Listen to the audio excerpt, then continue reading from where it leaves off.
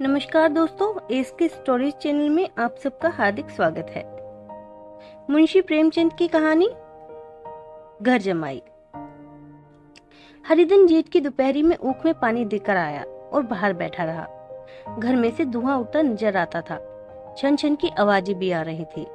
उसके दोनों साले उसके बाद आए और घर में चले गए। दोनों सालों के लड़के भी आए और उसी तरह अंदर दाखिल हो गए, पर हरिधन अंदर ना आ सका। इधर 1 महीने से उसके साथ यहाँ जो बर्ताव हो रहा था और विशेषकर कल उसे जैसी फटकार सुननी पड़ी थी, वह उसके पाँव में बीड़िया सी डाले हुए था। कल उसकी सास ने ही तो कहा था, मेरा जी तुमसे भर गया, मैं तुम्हारी जिंदगी का ठेका लिए बैठी हूँ क्या। और सबसे बढ़कर अपनी स्त्री की निष्ठुरता ने उसके हृदय के टुकड़े कर दिए थे। वह बैठी ये फटकार सुनती रही, पर एक बार भी तो उसके मुंह से ना निकला, अम्मा तुम क्यों इनका अपमान कर रही हो। बैठी गटगट सुनती रही। शायद मेरी दुर्गति पर खुश हो रही थी। इस घर में वह कैसे जाए? क्या फिर वही गालियां खाने, वही फटकार सुनने के लिए? और आज इस जीवन के 10 साल गुजर जाने पर यह हाल हो रहा है। मैं किसी से कम काम नहीं करता हूँ। दोनों साले मीठी नींद सोते रहते हैं और मैं बैलों को सानी पानी देता हूँ, छाटी काटता हूँ। वहाँ सब लोग पल पल पर चिलम पीते हैं, मैं आंखें बंद किए अपने काम में लगा रहता हूँ। संध्या समय पर घर वाले गाने बजाने चले जाते हैं। मैं घड़ी रात तक गाय भैंसे दुहाता हूँ। उसका यह पुरस्कार मिल रहा है, कोई खाने को भी नहीं पूछता, उल्टे और गालियाँ मिलती हैं।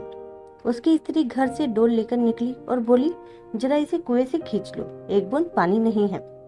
हरिधन ने डोल लिया और कुएं से पानी भर लाया। उसे जोर से भूख लगी हुई थी, समझा अब खाने को बुलाएगी, मगर स्त्री डोल लेकर अंदर गई तो वहीं की हो रही।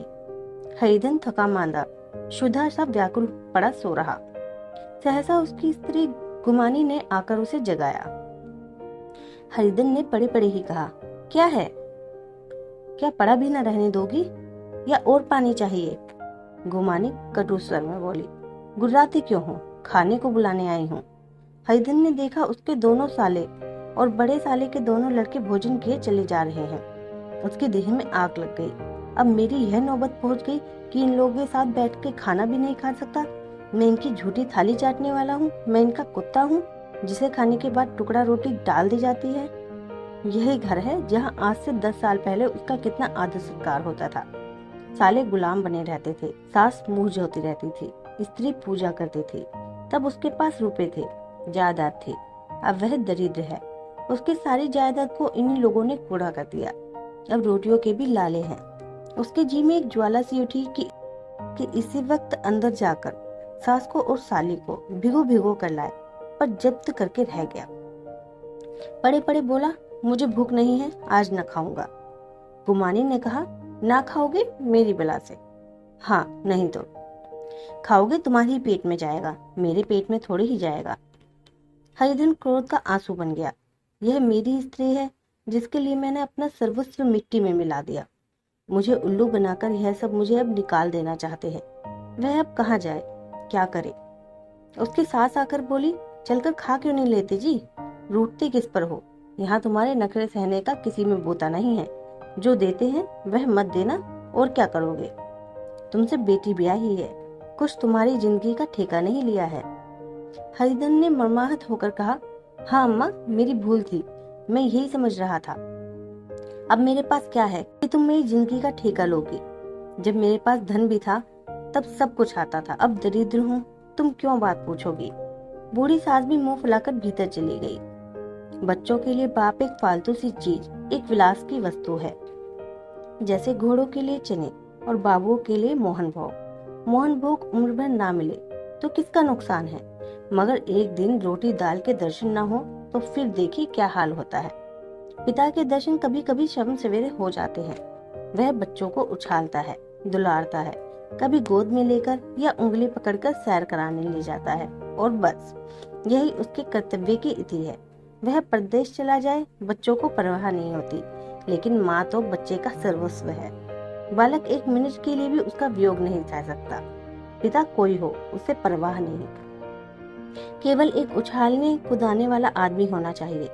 लेकिन माता तो अपनी होनी चाहिए, सोलो आने अपने, वही रूप, वही रंग, वही प्यार। वही सब कुछ। वह अगर नहीं तो बालक के जीवन का स्रोत मानो सूख जाता है। फिर वह शिव का नंदी है, पर फूल या जल चढ़ाना लाजमी नहीं, अख्तियारी है। हरिधन की माता का आज 10 साल हुए देहांत हो गया था। उस वक्त उसका विवाह हो चुका था। वह 16 साल का कुमार था, पर माँ के मरते ही उसे मालूम हुआ कि मैं कितना निसहाय हूँ, जैसे उस घर में उसका अधिकार ही ना रहा हो। बहनों के विवाह हो चुके थे, भाई कोई दूसरा ना था। बेचारे अकेले घर में जाते भी तो डरता था। माँ के लिए रोता था, पर माँ की परछाई से डरता था। जिस कोठरी में उसने देह त्याग किया था, उधर आंखें तक ना उठाता। घर में एक बुआ थी, वह हरिधन को बहुत दुलार करती। हरिधन को अब दूध ज्यादा मिलता, काम भी कम करना पड़ता। बुआ बार बार पूछती, बेटा कुछ खाओगे? बाप भी अब उससे ज्यादा प्यार करते।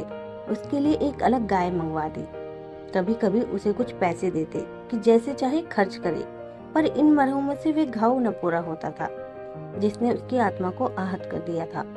वह दुलार और प्यार बार बार माँ की याद दिलाता। माँ की घुड़कियों में जो मजा था, वह क्या इस दुलार में था? माँ से मांग कर, लड़कर, ठुनक कर, रूठ कर लेने में जो आनंद था, वह क्या भिक्षादान में था?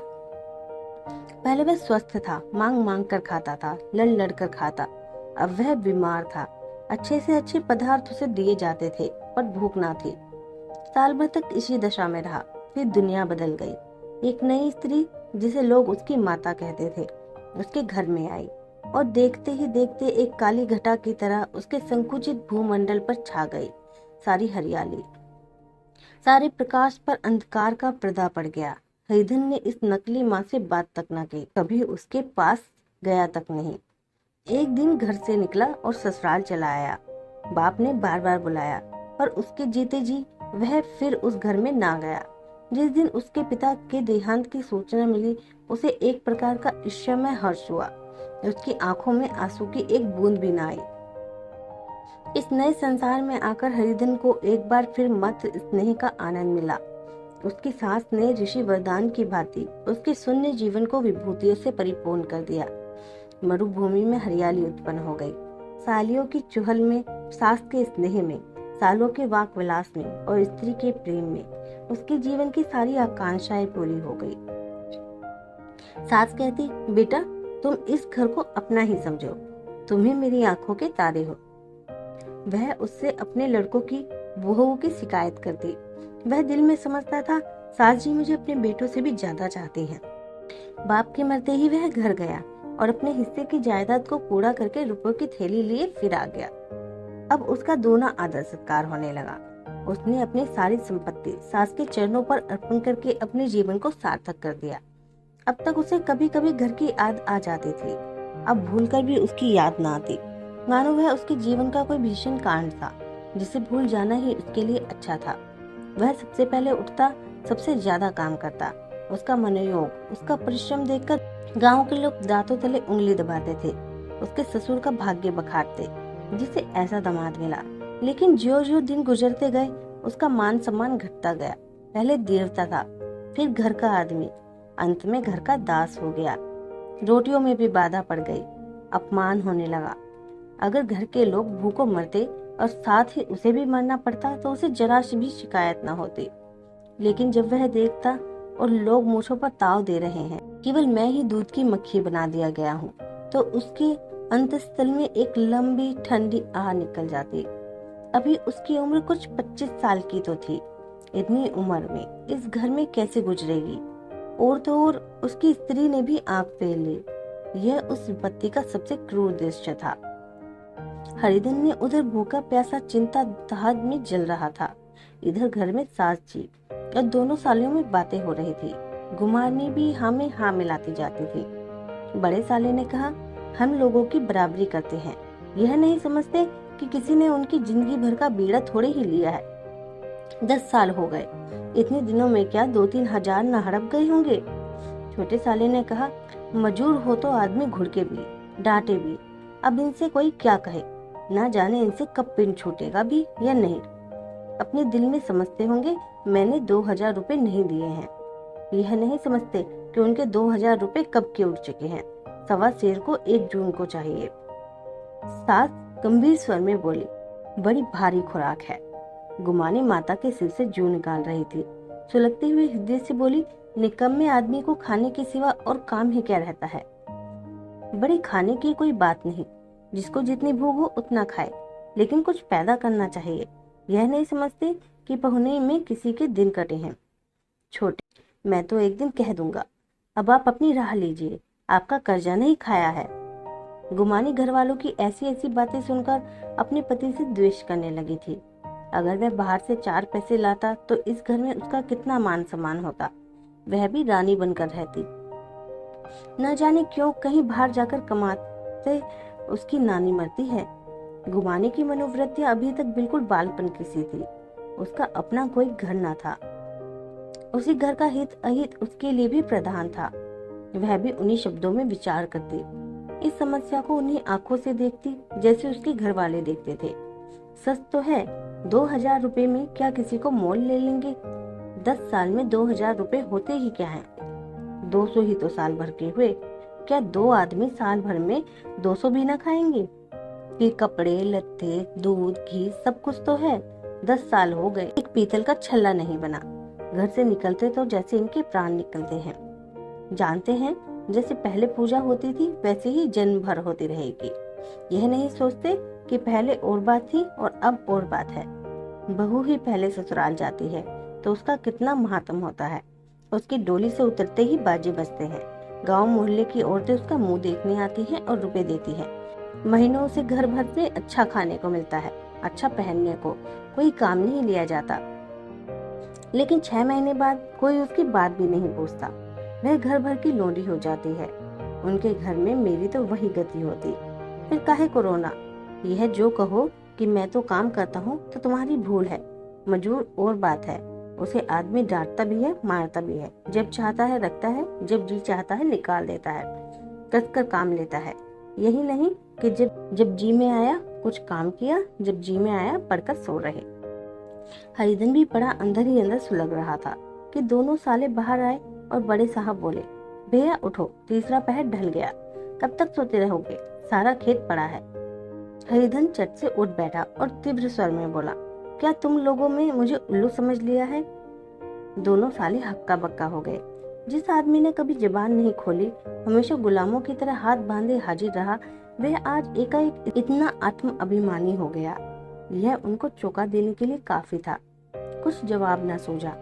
हरिधन ने देखा इन दोनों के कदम उखड़ गए हैं तो एक धक्का और देने की प्रबल इच्छा को ना रोक सका।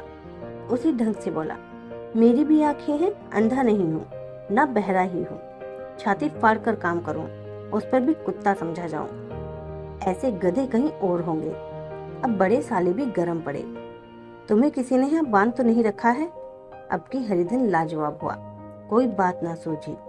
बड़े ने फिर उसी ढंग से कहा, अगर तुम यह चाहो कि जन्म भर पाहुने बने रहो और तुम्हारा वैसा ही आदर सत्कार होता रहेगा तो हमारे बस की बात नहीं है।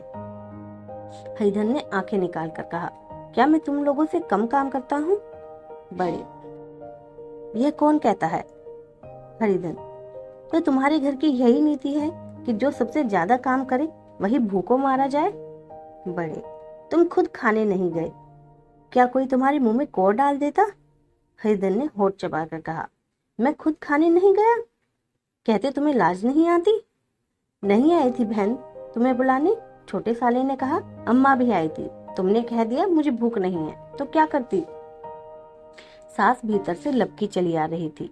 यह बात सुनकर बोली, कितना कह कर हार गई, कोई उठे ना तो मैं क्या करूं। हरिधन ने विष खून और आग से भरे हुए स्वर में कहा, मैं तुम्हारे लड़कों का झूठा खाने के लिए हूँ। मैं कुत्ता हूँ कि तुम लोग खाकर मेरे सामने रूखी रोटी का टुकड़ा फेंक दो। बुढ़िया ने ऐठ कर कहा, तो क्या तुम लड़कों की बराबरी करोगे। हरिधन परास्त हो गया। बुढ़िया के एक ही वाक्य प्रहार ने उसका काम तमाम कर दिया।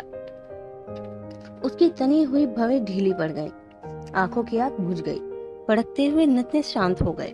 किसी आहत मनुष्य की भांति वह जमीन पर गिर पड़ा। क्या तुम मेरे लड़कों की बराबरी करोगे। यह वाक्य एक लंबे भाले की तरह उसकी हृदय में चुभता चला गया था। न हृदय का अंत था न उस भाले का। सारे घर ने खाया पर हरिधन ना उठा। सास ने मनाया, सालियों ने मनाया, ससुर ने मनाया, दोनों साले मनाकर हार गए। हरिधन ना उठा। वहां द्वार पर एक टाट पड़ा था।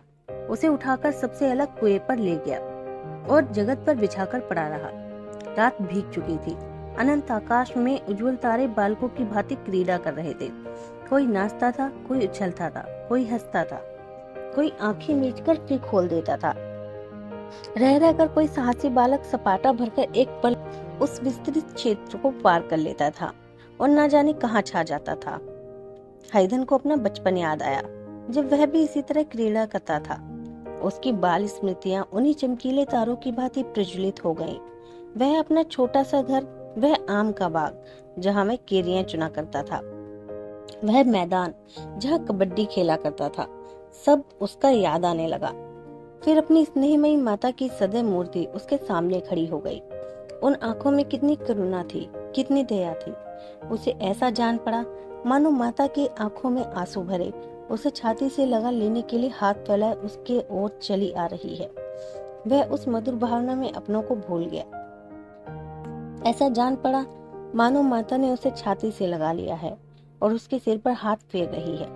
वह रोने लगा, फूट फूट कर रोने लगा।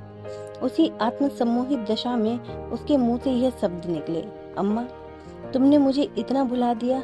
देखो तुम्हारे प्यारे लाल की क्या दशा हो रही है। कोई उसे पानी को भी नहीं पूछता। क्या जहाँ तुम हो वहाँ मेरे लिए जगह नहीं? सहसा गुमानी ने आकर पुकारा, क्या सो गए तुम? ऐसी भी क्या राजसी नींद? चलकर खा क्यों नहीं लेते? कब तक कोई तुम्हारे लिए बैठा रहे? हरिधन उस कल्पना जगत से क्रूर प्रत्यक्ष में आ गया। वह कुएं की जगत थी, वही फटा हुआ टाट और गुमानी सामने खड़ी कह रही थी, कब तक कोई तुम्हारे लिए बैठा रहे। हरिधन उठ बैठा और मानो तलवार म्यान से निकाल कर बोला, भला तुम्हें मेरी सुध तो आई? मैंने कह तो दिया था मुझे भूख नहीं है। गुमानी, तो कितने दिन तक ना खाओगे? अब इस घर का पानी भी ना पीऊंगा। तुझे मेरे साथ चलना है या नहीं? दृढ़ संकल्प से भरे हुए इन शब्दों को सुनकर गुमानी सहम उठी। बोली, कहाँ जा रहे हो? हरिधन ने मानो नशे में कहा, तुझे इससे क्या मतलब? मेरे साथ चलेगी या नहीं? फिर पीछे से ना कहना कि मुझसे कहा नहीं। गुमानी आपत्ति के भाव से बोली, तुम बताते क्यों नहीं कहाँ जा रहे हो? तू मेरे साथ चलेगी या नहीं? जब तक बता ना दोगे मैं ना जाऊंगी। तो मालूम हो गया तू नहीं जाना चाहती। मुझे इतना ही पूछना था, नहीं तो अब तक मैं आधी दूर निकल गया होता। यह कहकर उठा और अपने घर की ओर चला। गुमानी पुकारती रही, सुन लो सुन लो, पर उसने फिरकर भी ना देखा। 30 मील की मंजिल हरिधन ने 5 घंटों में तय की। जब वह अपने गांव की अमराइयों के सामने पहुंचा तो उसकी मातृभावना उषा की सुनहरी गोद में खेल रही थी। उन वृक्षों को देखकर उसका विहल हृदय नाचने लगा। मंदिर का सुनहरा कलश देखकर वह इस तरह दौड़ा मानो एक छलांग में उसके ऊपर जा पहुंचेगा। वह वेग में दौड़ा जा रहा था, मानो उसकी माता गोद फैलाए उसे बुला रही हो। जब वह आम के बाग में पहुंचा, जहां डालियों पर बैठकर वह हाथी की सवारी का आनंद पाता था, जहां के कच्चे बेरों और लिसेड़ों में एक स्वर्गीय स्वाद था, तो वह बैठ गया और भूमि पर सिर झुकाकर रोने लगा, मानो अपनी माता को अपनी विपत्ति कथा सुना रहा हो। वहां की वायु में, वहां के प्रकाश में मानो उसकी विराट रूपनी माता व्याप्त हो रही थी। वहां की अंगुल अंगुल भूमि माता के पद चिन्हों से पवित्र थी। माता के स्नेह में डूबे हुए शब्द अभी तक मानो आकाश में गूंज रहे थे। इस वायु और इस आकाश में न जाने कौन सी संजीवनी थी, जिसने उसके शोकार्त हृदयों को फिर से बलोत्साह से भर दिया। वह एक पेड़ पर चढ़ गया और अधर से आम तोड़ तोड़ कर खाने लगा। सास के वह कठोर शब्द, स्त्री का वह निष्ठुर आगार, वह सारा अपमान उसे भूल गया। उसके पांव फूल गए थे, तलवों में जलन हो रही थी, पर इस आनंद में उसे किसी बात का ध्यान न था। सहसा रखवाले ने पुकारा, वह कौन ऊपर चढ़ा है रे? उतर अभी, नहीं तो ऐसा पत्थर खींचकर मारूंगा कि वहीं ठंडे हो जाओगे। उसने कई गालियां भी दी। इस फटकार और इन गालियों में इस समय हरिधन को अलौकिक आनंद मिल रहा था। वह डालियों में छिप गया, कई आम काट काट कर नीचे गिराए और जोर से ठट्टा मारकर हंसा। ऐसी उल्लास से भरी हुई हंसी उसने बहुत दिन से ना हंसी थी। रखवारे को यह हंसी परिचित मालूम हुई, मगर हरिधन यहाँ कहाँ? वह ससुराल की रोटियां तोड़ रहा है। ये कैसा हंसोड़ा था, कितना चिबिल्ला! ना जाने बेचारे का क्या हाल हुआ। पेड़ की डाल से तालाब में कूद पड़ता था। अब गांव में ऐसा कौन है? डांट कर बोला, वहां से बैठे बैठे हंसोगे तो आकर सारी हंसी निकाल दूंगा, नहीं तो सीधे उतर आओ। वह गालियां देते जा रहा था कि एक गुठली आकर उसके सिर पर लगी। सिर सहलाता हुआ बोला, यह कौन शैतान है? नहीं मानता, ठहर तो मैं आकर तेरी खबर लेता हूँ। उसने अपनी लकड़ी नीचे रख दी और बंदरों की तरह चट चट ऊपर चढ़ गया। देखा तो हरिधन बैठा मुस्कुरा रहा है। चकित होकर बोला, अरे हरिधन, तुम यहाँ कब आए? इस पेड़ पर कब से बैठे हो? दोनों बचपन के सखा वहीं गले मिले। यहाँ कब आए? चलो घर चलो। भले आदमी, क्या वहाँ आम भी मत्सर ना होते हैं? हरिधन ने मुस्कुराकर कहा, मंगरू, इन आमों में जो स्वाद है वह और कहीं के आमों में नहीं है। गांव का क्या रंग ढंग है। मंगरू, सब चैन चैन है भैया। तुमने तो जैसे नाता ही तोड़ लिया। इस तरह कोई अपना गांव छोड़ देता है? जब से तुम्हारे दादा मरे सारी गृहस्थी चौपट हो गई। 2 छोटे छोटे लड़के हैं, उनके लिए क्या होता है? हरिधन, अब उस गृहस्थी से क्या वास्ता है भाई? मैं तो अपना ले दे चुका। मजूरी तो मिलेगी ना? तुम्हारी गैया ही चरा दिया करूंगा, मुझे खाने को दे देना। मंगरू ने अविश्वास के भाव से कहा, अरे भैया, कैसी बातें करते हो? तुम्हारे लिए जान हाजिर है। क्या ससुराल में अब न रहोगे? कोई चिंता नहीं, पहले तो तुम्हारा घर ही है, उसे संभालो। छोटे छोटे बच्चे हैं, उनको पालो। तुम नई अम्मा से नाहक डरते थे, बड़ी सीधी है बेचारी, बस अपनी माँ समझो, तुम्हें पाकर तो निहाल हो जाएगी। अच्छा, घर वाली को भी तो लाओगे? हरिधन, अब उसका मुंह ना देखूंगा, मेरे लिए वह मर गई। मंगरू, तो दूसरी सगाई हो जाएगी। अब की ऐसी मेहरिया ला दूंगा कि उसके पैर धो धो कर पियोगे, लेकिन कहीं पहले भी आ गई तो? हरिधन, वह ना आएगी। हरिधन अपने घर पहुंचा तो दोनों भाई भैया आए कहकर भीतर दौड़े और माँ को खबर दी। उस घर में कदम रखते ही हरिधन को ऐसी शांत महिमा का अनुभव हुआ मानो वो अपनी माँ की गोद में बैठा हुआ है। इतने दिनों ठोकरे खाने से उसका हृदय कोमल हो गया था। जहाँ पहले अभिमान था, आग्रह था, हेकड़ी थी, वहाँ अब निराशा थी, पराजय और याचना थी। बीमारी का जोर कम हो चला था। अब मामूली दवा भी असर कर सकती थी। किले की दीवारें छिद चुकी थी, अब उसमें घुस जाना असाध्य न था। वही घर जिससे एक दिन विरक्त हो गया था, अब गोद फैलाए उसे आश्रय देने को तैयार था। हरिधन का निर्विलंब मन यह आश्रय पाकर मानो तृप्त हो गया। शाम को विमाता ने कहा, बेटा, तुम घर आ गए, हमारे धन्यवाद। अब इन बच्चों को पालो। माँ का नाता ना सही, बाप का नाता तो है ही। मुझे एक रोटी दे देना, खाकर एक कोने में पड़ी रहूंगी।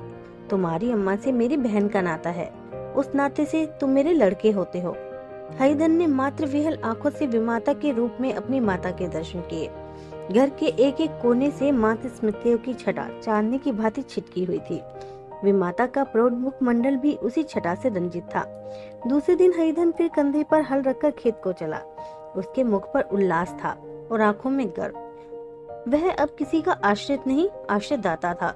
किसी के द्वार का भिक्षुक नहीं, घर का रक्षक था। एक दिन उसने सुना गुमानी ने दूसरा घर कर लिया। माँ से बोला, तुमने सुना काकी, गुमानी ने घर कर लिया। काकी ने कहा, घर क्या कर लेगी, ठट्टा है। बिरादरी में ऐसा अंधेर, पंचायत नहीं अदालत तो है। हरिधन ने कहा, नहीं काकी, बहुत अच्छा हुआ। ला, महावीर जी को लड्डू चढ़ाया हूँ। मैं तो डर रहा था कहीं मेरे गले ना आ पड़े। भगवान ने मेरी सुन ली। अब मैं वहां से यही ठान कर चला था, अब उसका मुंह ना देखूंगा।